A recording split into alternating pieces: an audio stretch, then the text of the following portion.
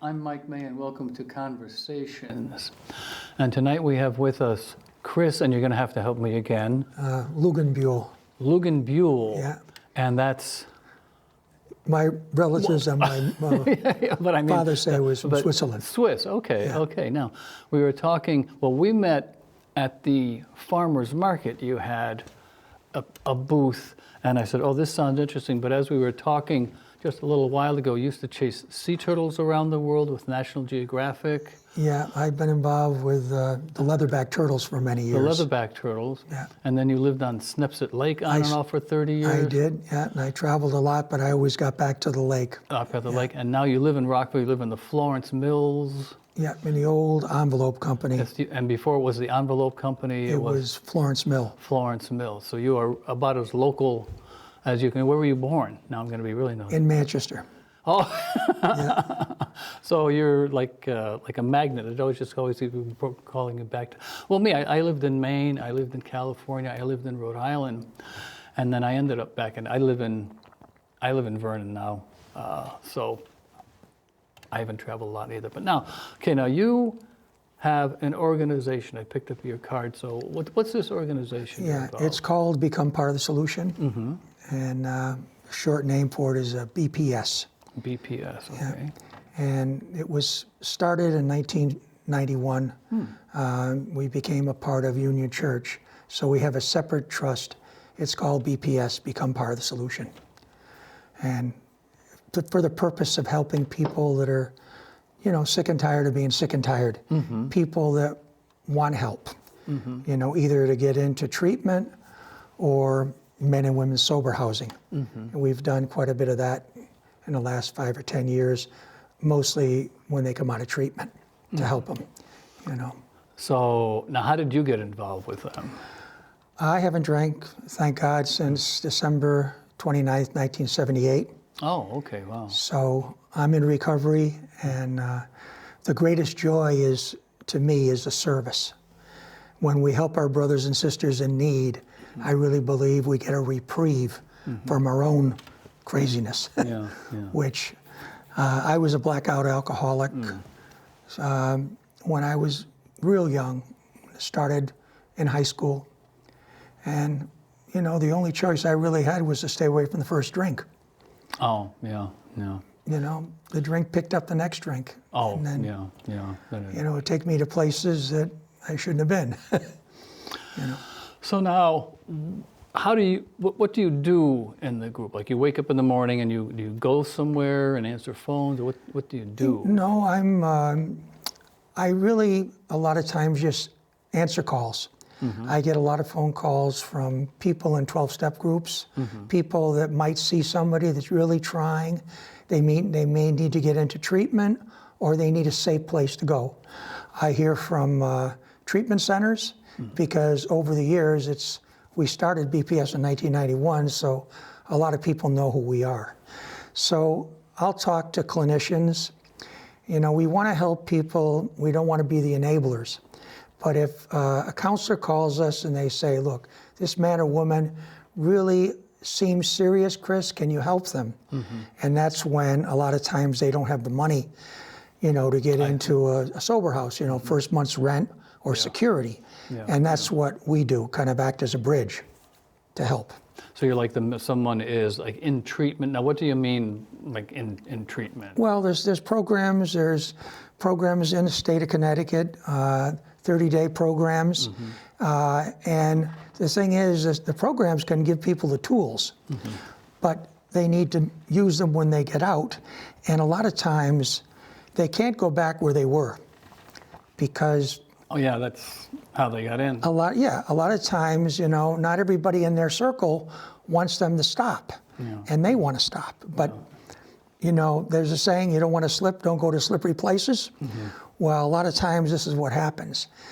So we try to get them into sober houses, that there's structure, mandatory meetings, drug testing, try to get a job, and get back in with life on life's terms, So someone has to use maybe a course, someone has dried out, they've had 30 days, and they're out. Okay, now you can go home. You're out of here. So that's where they would come to you. This person has no if place. they don't have a safe place to go, and they want a hand up, and they don't have the money to get into a sober house.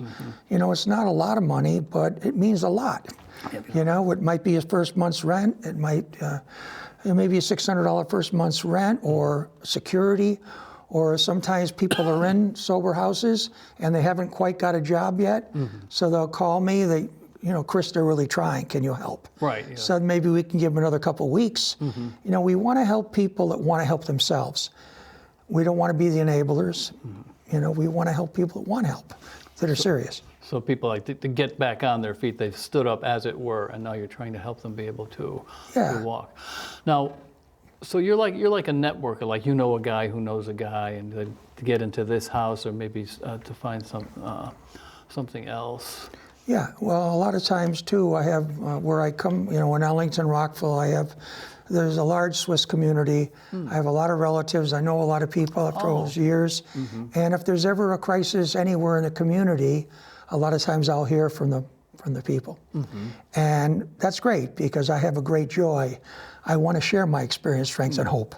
I was given another chance, so a lot of times I'll try to help also get them into treatment. So often I might be right at the initial crisis point. Oh, I see, yeah. Where I'll try to talk to the family.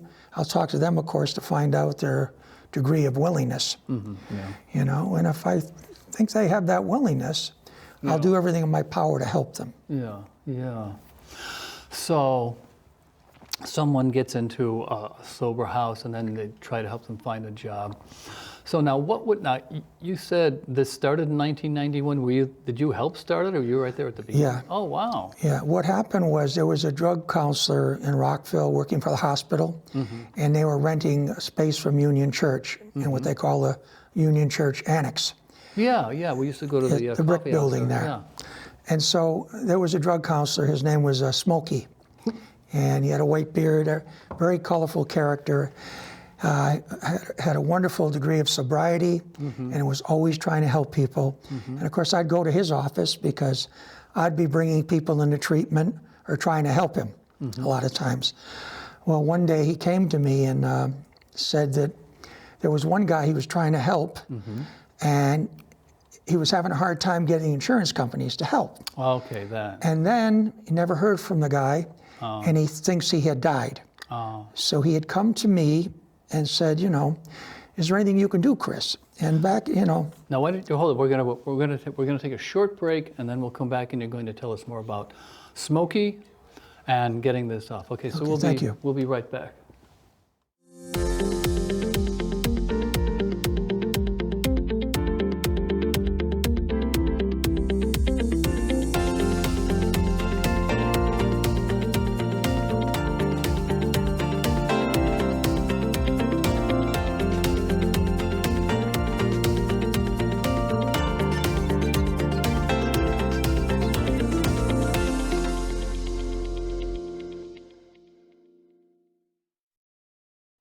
Welcome back to Conversations, and we're here with Chris. I'm not Swiss. Yeah. Luginbuhl. Luginbuhl. Okay. Right. And now you were telling us about Smokey and somebody he was trying to work with who just disappeared. Yeah, Smokey was a drug counselor in Rockville, and he came to me and said, Chris, we've got to do something. Because I've been trying to get people in treatment. I'm having a hard time getting them in insurance-wise. And can you help? And that was back in, late 80s, early 90s. So now, why did he come to you? Who were you then? Well, he knew I knew a lot of people. He also knew, there was a time where I was doing quite well financially, although I wasn't doing so good when he asked me. Matter of fact, my real estate investments were plummeting, and my royalties, and my royalties were disappearing. Royalties? So it wasn't. I had commissions coming in for selling printing. I sold a lot of printing. I had the big printing company, the Advo. It was a big mailing company in Hartford that helped to start the Missing Children program. Have you seen your child? Remember the pictures of the kids on those? Well, I helped get that started. Really? With the printing company. I helped get the printing into Ellington because my cousin owned the printing company. Yeah. Now, wait, I remember Advo. Did you? Yeah. Well, my cousin owned a company called K&R Printers, and I was a sales rep for him. Okay. And I was blessed, I was fortunate to get this account, Oh, okay. which was huge. Yeah, okay. Oh, I see. Yeah. So that helped me quite a bit too. And so, but I didn't have the funds I had early on. So I said, Smokey, I want to help you. Yeah. Yeah. I think it's great, but I just don't have the resources. But Personally, you don't have the. I don't have them, but you can't do it. I know You can't people. do it. Yeah, but you know. Okay. So this is where it gets very interesting. I left his office. I said a little prayer, and I says, you know, who can help? You know, and I kept thinking of this one person. So I leave Union Church, go up Elm Street, Ellington Avenue, going down Middle Butcher Road for people who know the area. Yeah. And all of a sudden, here's this person coming right toward me, the one I'm thinking about. Oh, really? So I wave him into my mother's driveway, and I said, can you help? That was it. Now, how could this person help? He had the means financially. Okay, so I told him the story, and he says, Chris, whatever you want, you've got. And we're not talking small amount of money. Whatever it takes to get it started, Chris, we'll do it. Oh, that's yeah. So I figured, okay, I'll go back to Union Church, because I went to Union Church. And I thought, well, I'll go back to see them, and talk to the board of directors and see if they will set something up called Become Part of the Solution. Yeah, yeah. So part of the arrangement was that the church, and I told them this, the board, would never get any of the funds because 100% would always go to the people in need. To the people, yeah, yeah. And they took a leap of faith, and they partnered with myself and Smokey. We're both in recovery, and that's the story.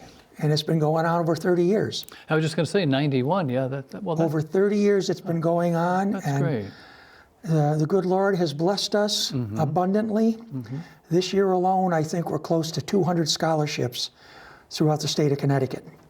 Scholarships for people. Helping people either get into treatment or men and women sober housing. And that's just 200 this year? Yeah, I don't have the exact number. It's got to be close because we did over 100, I think, the last couple of years, 100, 125. I think it's close to 200 now. Well, that's So what I like about it is I can also talk to angels that don't want the left hand to know what the right hand is doing. They believe in what I'm doing because they know that 100% is going to help. Right. People want to do that when they know. They also know it works because over the years we've had people that are sober for over 20 years, 25 years and over, and they're helping other people. They're passing on hope. And so for me to do this, it's a blessing for me. Yeah. You know, I'm not looking for anything. I'm getting blessed every time I can try to help someone. I feel a great joy. Right. I mean, I know there's no guarantees, but I also know that I need to at least give it the best shot I could. Investing in people. Yeah. Instead of, because you want to say that the person who had means, instead of buying another yacht or BMW, you know, helping and so, people out. You know, years ago I had the money, I had the Porsche, I had the Fifth Avenue apartment, the pen, I had all the material things. I don't have all those things, but you know, I'm much happier. I'm happier doing this. It's such a blessing for me. Just to reel that back. Pass on hope. Now, was that hyperbole, or did you have an apartment on Fifth? Oh yeah, I had the material things. You literally had. I had a condo, a beautiful one there, but you know, then when my real estate went down, I had to sell. Yeah. And you know, everything went from, like I said, I guess the penthouse to close to the outhouse. But you know, the main thing, I'm sober, and I always realize that if your primary purpose in life is to be sober, that's the main thing, because no matter what happens to you, you don't have to pick up a drink or a drug. Yeah. You can ask God for help. You can pick up the phone. You can talk to people that want to help you, because you know, people want to help. When you pick up the phone and ask other people, they're getting a tremendous amount themselves. Yeah. So you know, so it's good. Well, now this might be kind of an odd question in one sense, because you've been doing this for like 30 years now. 1991, we started BPS. So where would you like to see BPS in 10 years? Like where would you like to see this organization doing? You know, it's just, it just happens every day. You know, I don't have any real long-term. The real immediate goal, I could say immediate, but not too near future, is to find someone that's passionate, that can fill my place, that will be interested in doing this. You know, I mean, I'm involved every day. Right, yeah. You know, and I can't expect everybody to, you know, be involved every day like I am. So I'm thinking it may turn out that we might have to get some funds that could be earmarked separate from BPS, but would help someone be able to spend the time that I spend, but earmarked for that purpose, where BPS, the credo could still be 100% goals. Oh, I see. In other words, we might have to have someone, I don't know yet, if someone's listening to this program, I'd love to talk to them, you know, if they're interested in talking to me about it, because I'm not, you know, I'm getting up in years. Yeah. I don't know how much longer I'll go, but I wanna think about that too. And other people have recommended, you know, I have to start thinking about that. So now you're purely volunteer then? Oh yeah, yeah. For me, I would never be able to get anything. I'm just blessed just to do what I do. Yeah. You're able to do that. So you're talking about maybe down the road getting some kind of so someone say, I would love to do this, but I have to earn a living. There's I have to pay something, you know? my bills. I don't want to be rich. But, yeah, so I could be a part of that, and I would try to earmark funds from some of our angels to see if they could help that way. Yeah. You know, but up until now, there's never been any salaries. There's been. Well, that's great that you've been doing this volunteer. And people like that because we've never got a government grant. We've never got a grant. Yeah. It's all strictly people helping people. I love taking pictures, so I do a calendar every year. You know, we have music events. A lot of people in recovery will come to me because they're grateful to be alive. A lot of them are musicians. They put on great events to help BPS. They all donate their time, and they put on events. There's other ways. Okay, well, hold that. We'll get back to events. We're going to take another short break, and then we'll be right back. At Community Voice Channel, you learn television production with hands-on experience. Our programming comes from volunteers just like you. For more information on how to volunteer, call 860-645-1454 or visit www.cvcct.org. Don't just watch TV, make it. Welcome back to Conversations with Chris Luginbuhl. You got it. I finally got it. Now, you said that some of the people you work with, you put on events. So what kind of events do they put on? We've had events at places like the Elks, where we'll have the use of the Elks, or, and they've been gracious to help us also. And so we'll get a group of people in recovery. We'll go out and get some pizzas, soda. Okay, we'll let people know in recovery that these bands are donating their time. And next thing you know, we fill the Elks Club, and we raise funds that way. You know, and it's a good feeling. So we've had, you know, quite a few of those over the years. Then we've done things that recently we've had some people in recovery that just say to me, we want to do a dance. We want to do something. You know, just come and we want to contribute then, which is another blessing. Again, they're doing that because they want to just do something good. And they also know it works because they see a lot of people early in recovery that need help, or they also know that PPS works. So they want to help. Now, is there like any one in particular, a certain story, a person that comes to mind and say, well, this guy and this worked out really well, or this woman? Oh, there's lots of stories. There's one I can think of that the man came to me, and I was fortunate that I used to also do a lot of negotiating with treatment centers. In other words, for every 3 or 4 people that I can get into your place, okay, I get a free bed. Okay, like so a punch card, not maybe the but big. we're not talking the hundreds now. We're talking the thousands. But one guy called me up, and the timing was right. And so called me up. I was able to pick him up, and I got him into that treatment center for 30 days. Now, was locally? This was a treatment center called High Watch. High Watch is the oldest treatment center in the world. Oh, wow. Happens to be in Kent, Connecticut. Oh, Kent. Oh, it's okay. And it was founded by the founder of Alcoholics Anonymous. Oh, really? A great deal of property was good grief. donated to him, and years ago, and it's one of the premier places in the world. Huh. So I had a scholarship there. I brought the man in. He stayed there for 30 days. He needed to get into longer-term treatment and didn't have the funds, to get into the sober house. Well, fortunately, we had the funds to help him get into a sober house. So went into the sober house, and today he's happily married. Okay, he's down in Florida with a wonderful wife. He's had physical problems, but his main goal is not to pick up a drink or a drug. His primary purpose. Because even though we don't drink or drug, that doesn't mean that life is not going to throw things that are very painful to come our way. So as long as the addiction is primary, then we don't pick up a drink or a drug. You know, so that's I know that well myself. So so it's like, you seem to be saying like this, like 30 days, and then someone needs to get into a sober house. So that's like because in this particular goes from case, boot camp to now you. And a lot of people that are reaching their bottom, you know, there's a lot of wreckage of the past. For them to, you know, stop, and now they have no job. They might be going to jail. Okay, there's a lot of things. Mortgages need to be paid. You know, it's not an easy road. No. So when we can give someone a hand up and say, look, we'll help you. We'll give you a hand up. This means a lot. You know, we can't afford to continue to pay, but if we can at least give them a hand up to try to help, you know, until they get a job. Teach someone to fish. Exactly.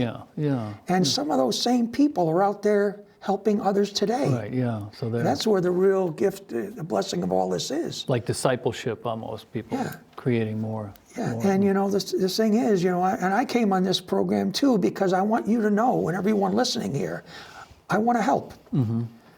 And that's what I get, that's why I'm here. Because I never know who's listening that might want to get off that merry-go-round. Yeah, I'm sure. Or they even talk to somebody. Or maybe their family would like to talk to me. Well, one of the things we can do is, when we edit this, we'll put like the number on the bottom of the screen. And the website or whatever. Oh, so, please do. Yeah, so please who's ever watching, you can look at, I'll put the number in right here, because I can do that. I think it'll fit right here. Yes. So that people can check this out. Yeah. Well, now, you keep talking about this. So what goes on in a sober house? Well, I guess someone has been in treatment for 30 days. I guess they're detoxed. Would that be a term to use? Oh, yeah. Well, you know, for the sober houses, they have to have zero tolerance.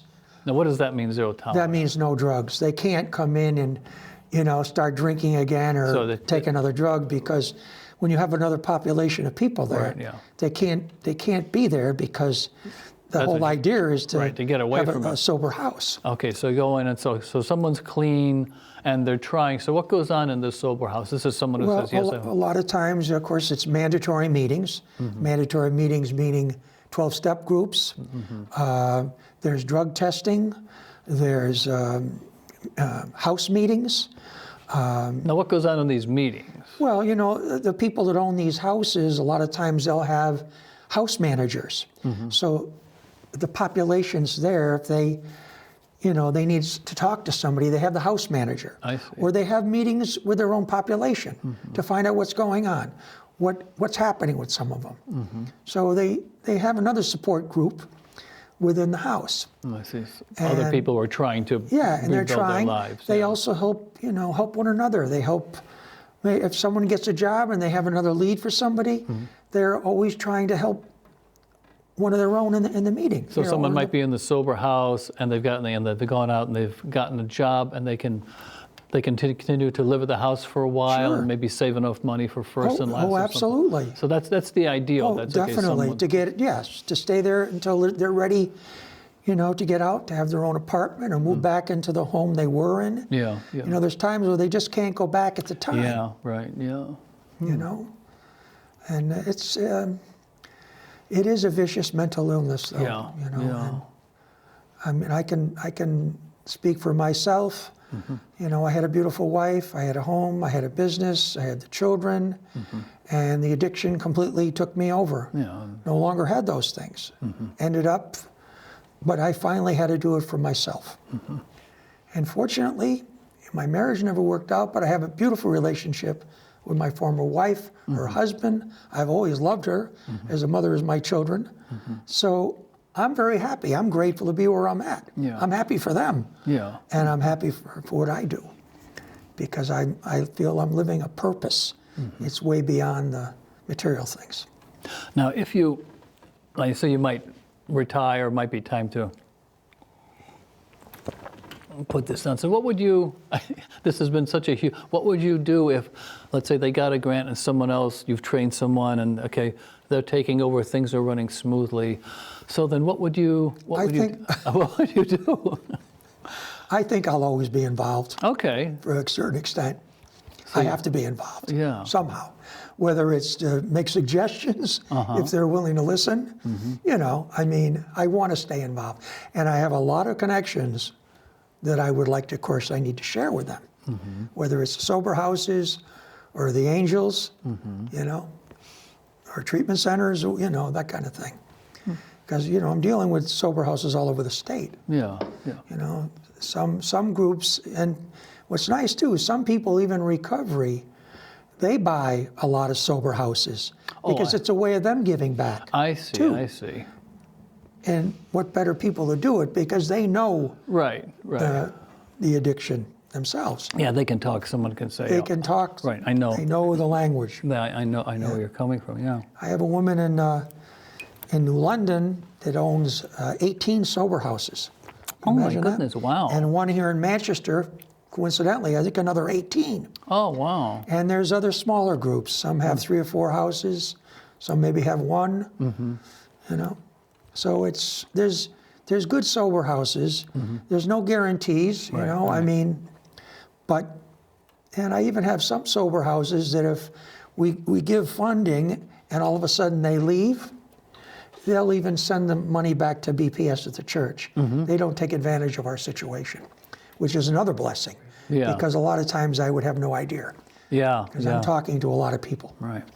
Well, Chris, I'm glad this was at the Ellington Fair, right? I'm glad I picked up your card. The other thing, real quick, we're going to have we're going to be at the Arbor Park in the summer months, okay, down in Ellington. All right. So we'll be there from May to October, and I'm going to come up with some products that hopefully there could be donations to help BPS. Okay, well, Chris, thank you for joining us, and we'll hear more about it. And you can see there's going to be a number or something at the bottom of the screen. So this has been Mike May with Chris Luginbuhl. Luginbuhl, and part of the solution? Yeah, the website is www.bpsrockville.com. Okay, Chris, well, thank you very much. Thank you. Thank God for the opportunity. Thank God, yeah. And thank you for joining us. Hope to see you again. Okay.